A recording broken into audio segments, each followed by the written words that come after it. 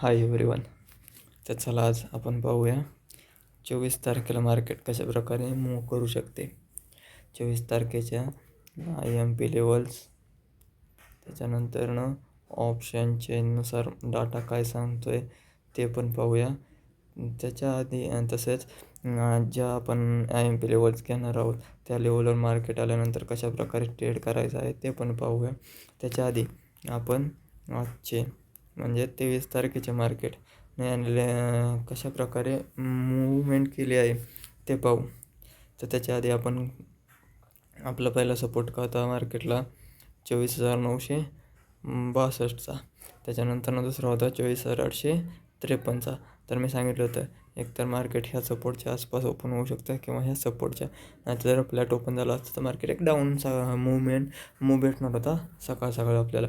हे आपल्या ॲनालिसिसमध्ये क्लिअर होतं, बरोबर.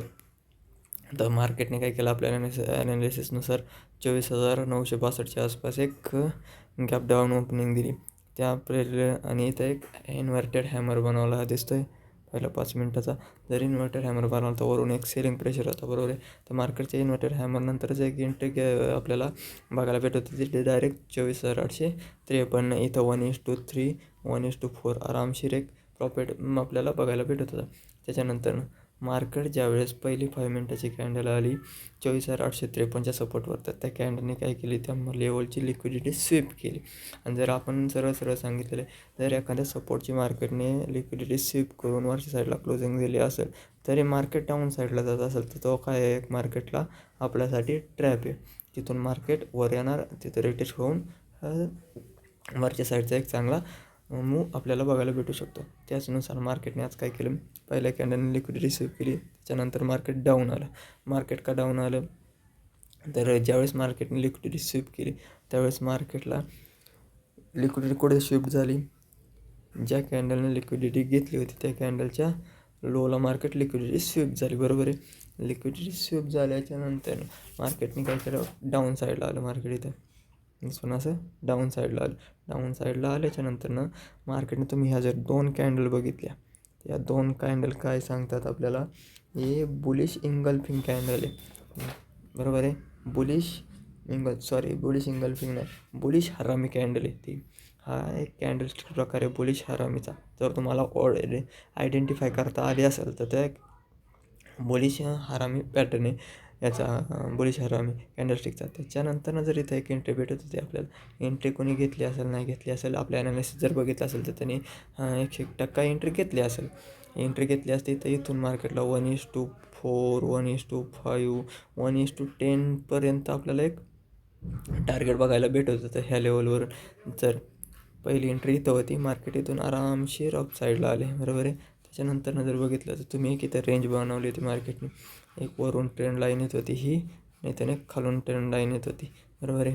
तर मार्केटने काय केलं, बरोबर आहे, ह्याच्यातमध्ये सस्टेन केलं आणि इथून एक ब्रेकआउट दिला आणि एक वरच्या साईडला सपोर्ट होता आपल्याला 25,030च्या आसपास. तर हा सपोर्ट कसा काढला मी सांगतो तुम्हाला, हे पण शिकवतो.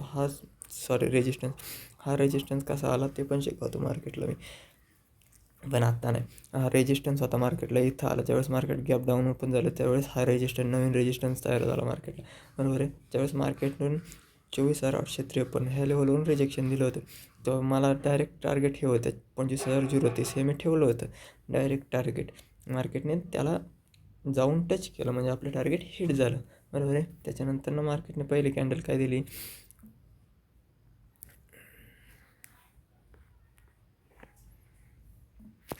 त्याच्यानंतर मार्केट 25,030च्या आसपास आल्यानंतर मार्केटने लिक्विडिटी स्वीप केली. तरी मार्केट जर वर गेलं, इथं काय केलं, मार्केट वर गेलं, बरोबर आहे. तर ते काय झालं, मार्केटला एक हे झाला फेक ब्रेकआउट आणि आपल्यासाठी ट्रॅप होता, बरोबर आहे. तर आपलं सरळ सांगणार, मार्केट पहिली काय कॅन्डल आहे, हिरवी. त्याच्यानंतर इनसाईड कॅन्डल आहे, म्हणजे हे काय झाली, बेअरिश हरामी कॅन्डल पॅटर्न झाला, बेअरिश हरामी कॅन्डलस्टिक पॅटर्न झाला. त्याच्यानंतर जर एंट्री घेतली असते इथून पण तुम्हाला एक चांगल्या प्रकारे ट्रेड बघायला भेटत होतं, 1:2 1:3 आरामशीर प्रॉफिट बघायला भेटत होता, बरोबर आहे. तर हे होतं आजचं ॲनालिसिस. तर चला आता आपण उद्याचं ॲनालिसिस पाहूया. त्यासाठी सपोर्ट रेजिस्टन्स गरजेचे आहेत. तर हे आता वर्क करणार आहे का नाही, तर ह्याला डिलीट करून टाका.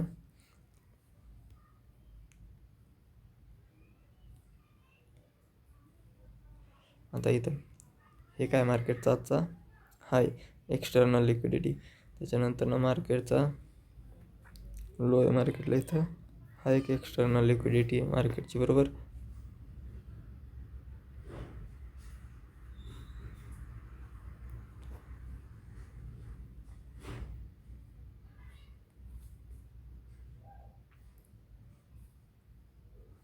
एक्सटर्नल लिक्विडिटी कुठे मार्केटला 25,055 आणि एक्स्ट्रा सपोर्टला 24,835 बरोबर आहे.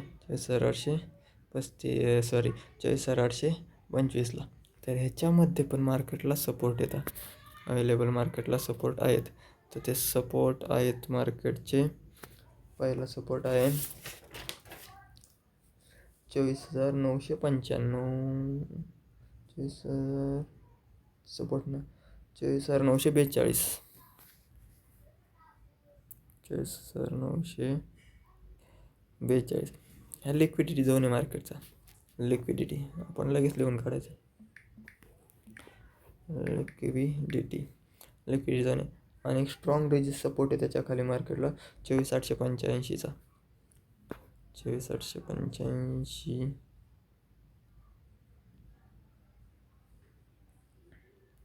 हा स्ट्रॉंग सपोर्ट आहे मार्केटचा.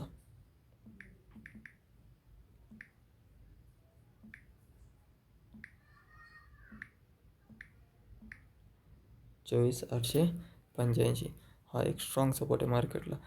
जर त्याच्यानंतरनं ही लिक्विडिटी आणि त्याच्यानंतरनं 24,706चा सपोर्ट आहे त्याचा आपला. जर आता रेजिस्टन्स बघायचं झालं तर मार्केटला पहिला रेजिस्टन्स आहे स्ट्रॉंग रेजिस्टन्स 24,995. 24,995 24,995 आणि त्याच्यानंतर एक्सटर्नल लिक्विडिटी आहे मार्केटची, बरोबर आहे. कोणती ही लिक्विडिटी आहे मार्केटची.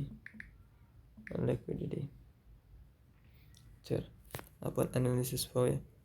IMP लेवल्स उद्या मार्केट रिव्हर्स होण्यासाठी आपल्या ह्या IMP लेवल्स ह्याच्यात पण मार्केटला IMP लेवल्स आपल्यासाठी कोणची आहे 24,885 आणि 24,995.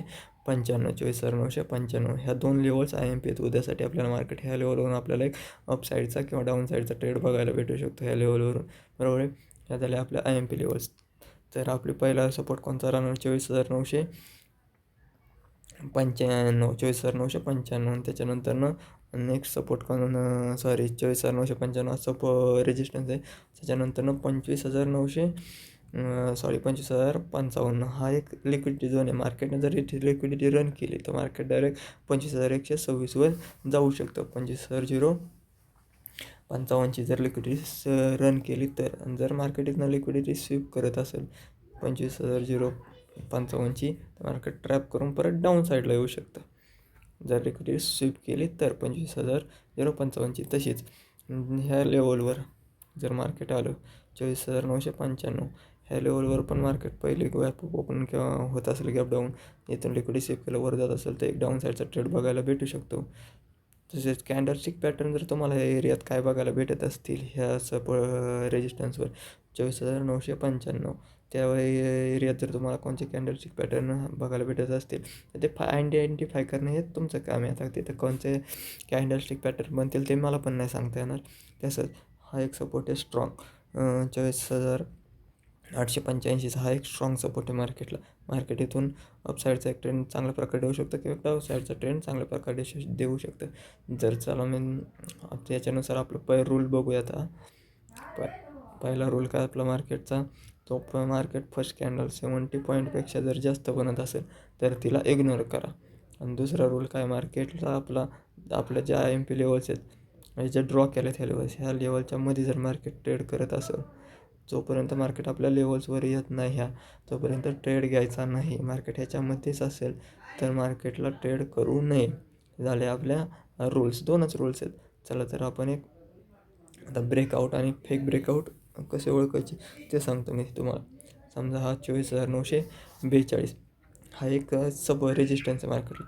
मार्केट हळूहळू इथं जर आलं, इथून जर मार्केट लिक्विडिटी स्वीप करत असेल एखाद्या रेजिस्टन्सची तर इथून मार्केट डाऊन साईडला जाणार आहे आपल्याला सांगते. पण जर मार्केट ह्या लेवलवरून परत वर जात असेल तर हा एक आपल्यासाठी काय आहे ट्रॅप आहे, बरोबर आहे. इथं एक तुम्हाला पॅटर्न दिसेल, तो आयडेंटिफाय करा, तिथून एंट्री घ्या. जर पॅटर्न शोधता नाही आला तर या रेजिस्टन्सच्या खाली मार्केट क्लोजिंग देतं किंवा रिटेस्ट करतं, त्यावेळेस तुम्ही एक एंट्री घेऊ शकता. हे झालं सपोर्ट. हीच कंडिशन तुम्ही सेम सपोर्टवर पण लागू करू शकता. हे झालं लिक्विडिटी स्वीपचा फेक ब्रेकआउट तुम्हाला सांगितलं. तसंच जर मार्केट हळूहळू एखाद्या रेजिस्टन्सवर आलं, तिथून जर मार्केटने ब्रेकआउट दिल्याच्या नंतर मार्केटवर जाऊन परत असं डाऊन साईडला येत असेल, तर हा ब्रेकआउट काय सांगतो मार्केटला, की मी इथून वर जाणार आहे, बरोबर आहे. पण जर मार्केट रिव्हर्स येत असेल तर हे काय एक आपल्यासाठी ट्रॅप आहे. मार्केट इथं एक त्याच्या खाली एक FVG बनवलेला असतो, ज्या कॅन्डलने ब्रेकआउट दिला त्याच्या खाली एक FVG असतो. FVGमधून तुम्हाला एक कॅन्डलस्टिक पॅटर्न शोधायचं गरजेचं आहे. तिथून जर शोधला, ठीक आहे, नाही सापडला तसं रेजिस्टन्सच्या वर आल्यावर एक तुम्हाला क्लोजिंग भेटेल किंवा जर वर क्लोजिंग असेल तर मार्केट रिटेस्ट करतं. रिटेस्ट केल्याच्यानंतर तुम्ही एक एंट्री आरामात घेऊ शकता. हे झालं फेक ब्रेकआउटचं. तसंच जर मार्केट मूव करत जर सपोर्टवर आलं आणि इथून जर मार्केटने ब्रेकआउट दिला, तर इथं लक्षात ठेवा, इथं तुम्हाला सांगतो विषय काय होतं. ब्रेकआउट दिला, पण जर पहिली कॅन्डल ही कॅन्डल आहे ना, जी ब्रेकआउटची कॅन्डल आहे, समजा अशी हिरवी असते मोठी, बरोबर. त्याच्यात जर मध्ये कॅन्डल बनली तर ह्या कॅन्डलस्टिक पॅटर्नला काय म्हणतात, बिअरिश हरामी, बरोबर आहे. त्याला काय म्हणणार, बेअरिश हरामी. तर मार्केट इथून रिव्हर्स होऊ शकतं. मार्केट ब्रेकआउट देऊन पण मार्केट वर जाणार नाही, इथून रिव्हर्स होणार.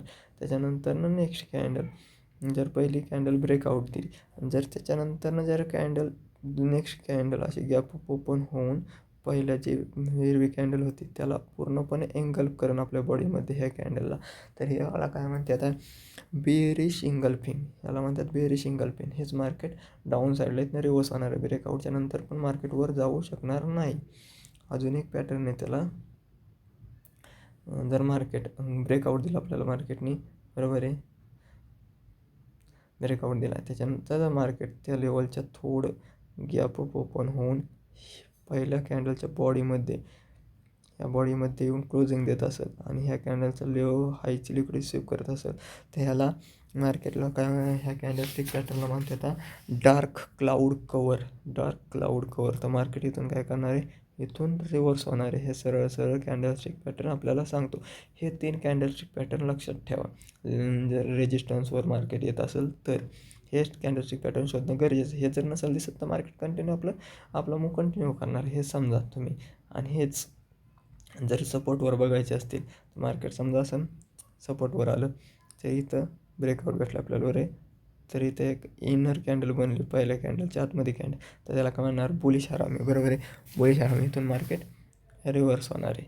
तसंच जर हे आपल्याला इथं ब्रेकआउट भेटला, त्याच्यानंतरनं जर नेक्स्ट कॅन्डल आपल्याला याच्यावर गॅप डाऊन ओपनिंग भेटली आणि त्याच्यावर जाऊन क्लोजिंग केली, तर पहिल्या कॅन्डलला या नेक्स्ट कॅन्डलने काय केलं आहे, ही पहिली, ही सेकंड, काय केलं आहे, इंगल्फ केलं अख्खी बॉडी. फक्त बॉडी त्याची शॅडो नाही केली ना तरी चालेल, पण पहिल्या कॅन्डलची बॉडी सेकंड कॅन्डलने इंगल्फ करणं गरजेचं आहे. जर मग इंगल्फ केली असेल तर याला काय म्हणणार आपण, बुलिश इंगल्फिंग पॅटर्न, बरोबर आहे. बुलिश इंगल्फिंग पॅटर्न, जर ह्या लेवलवरून आपल्याला एक अपसाईडची एंट्री बघायला भेटू शकते. तसंच जर मार्केटला ब्रेकआउट भेटला आपल्याला, बरोबर आहे, ब्रेकआउट भेटल्याच्या नंतरनं जर मार्केटने ह्या लेवल हिचं क्लोजिंग पहिल्या कॅन्डलचं नेक्स्ट कॅन्डल त्याच्यात गॅप डाऊन ओपन होऊन जर वर येऊन क्लोजिंग देत असेल आणि त्याच्यात जर हे लिक्विडिटी स्वीप करत असेल, तर ह्याला पिअर्सिंग पॅटर्न म्हणतात, बरोबर आहे. Piercing bullish pattern. तर मार्केट इथून पण रिव्हर्स होऊ शकतं. हे आपल्याला हे 3 पॅटर्न शोधणं गरजेचं आहे. हे सपोर्टवर शोधणं गरजेचं आहे, बरोबर आहे. तर जर मार्केट या 3 पॅटर्नपैकी एक पण पॅटर्न देत नसेल आणि जर कसं पण मार्केट इथून रिव्हर्स होत असेल, तर इथं एक FVG असतो, त्या FVG बनून मार्केट रिव्हर्स होणार, हे फिक्स आहे आपला. आणि जर ब्रेकडाऊन दिला तर हा कंटिन्यू मूव करण्यासाठी मार्केट वर येणार, इथून ट्रॅप करणार, परत आपला मूव कंटिन्यू ठेवणार, हे लक्षात ठेवा. तुम्हाला या सपोर्ट लेवल्स, रेजिस्टन्स लेवल्स उपयोगात पडतात नाही पडतात हे कमेंट करून नक्की सांगत जावा आणि तुमच्या मित्रांना शेअर करा व्हिडिओ. आणि प्लीज सपोर्ट करा. तुम्हाला काय प्रॉब्लेम असतील, तुम्हाला काही इम्प्रूव्हमेंट असतील तर तुम्ही कमेंट करा, तर आपण त्यात इम्प्रूव्हमेंट करू. तुमचा थोडा वेळ दिल्याबद्दल धन्यवाद.